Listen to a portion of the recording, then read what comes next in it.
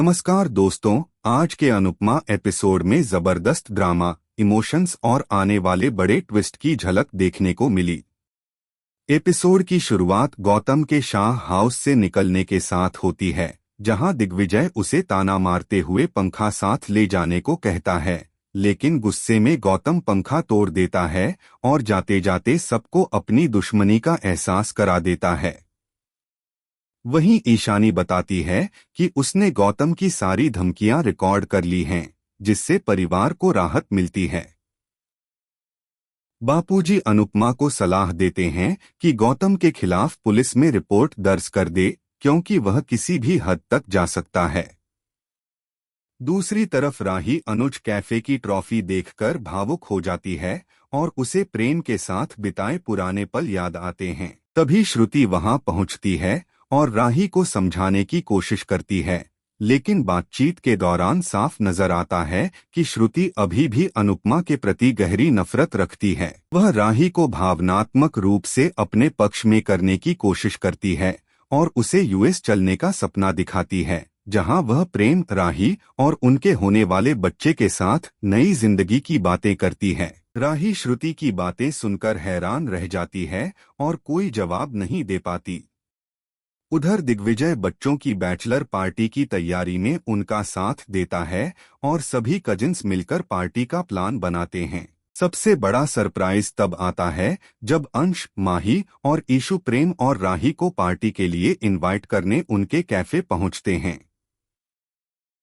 काफी समझाने के बाद प्रेम भी पार्टी में आने के लिए तैयार हो जाता है, जिससे सभी बेहद खुश हो जाते हैं।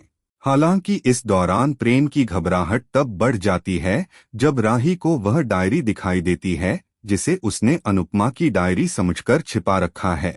दूसरी तरफ शाह हाउस में सभी बच्चे पार्टी की परमिशन लेने पहुंचते हैं और बा अपने मजेदार अंदाज में उन्हें अनुमति दे देती हैं। पूरा परिवार बच्चों की खुशी में शामिल होता है और माहौल बेहद खुशनुमा नजर आता है। लेकिन इसी बीच अनुपमा का मन बार बार किसी अनहोनी की तरफ इशारा कर रहा होता है। इसी दौरान पुलिस कोठारी हाउस पहुंचती है और गौतम को चेतावनी देती है कि अगर उसने फिर से अनुपमा और उसके परिवार को धमकाने की कोशिश की तो उसे गिरफ्तार कर लिया जाएगा। यह देखकर गौतम अंदर ही अंदर और ज्यादा बौखला जाता है।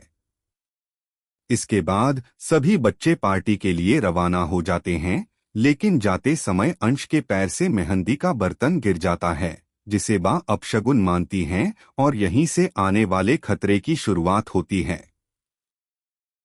अपकमिंग ट्विस्ट में हम देखेंगे कि पार्टी के दौरान गौतम अपनी नई चाल चलता है। वह एक लड़की को पैसे देकर अंश को फंसाने की साजिश रचता है। लड़की जानबूझकर अंश के करीब जाती है और उसे गले लगा लेती है, जबकि अंश उसे दूर करने की कोशिश करता है। इसी मौके का फायदा उठाकर गौतम ऐसा वीडियो रिकॉर्ड कर लेता है जिसमें ऐसा लगता है जैसे अंश किसी गलत हरकत में शामिल हो।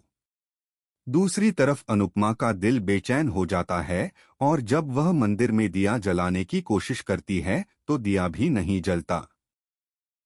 तभी गौतम वह वीडियो अनुपमा को भेज देता है और वीडियो देखकर अनुपमा के पैरों तले जमीन खिसक जाती है। अब देखना बेहद दिलचस्प होगा कि क्या गौतम अपनी इस नई साजिश में कामयाब होगा। क्या अंश इस झूठे आरोप से खुद को बचा पाएगा और क्या अनुपमा समय रहते अपने परिवार को इस नए संकट से निकाल पाएगी।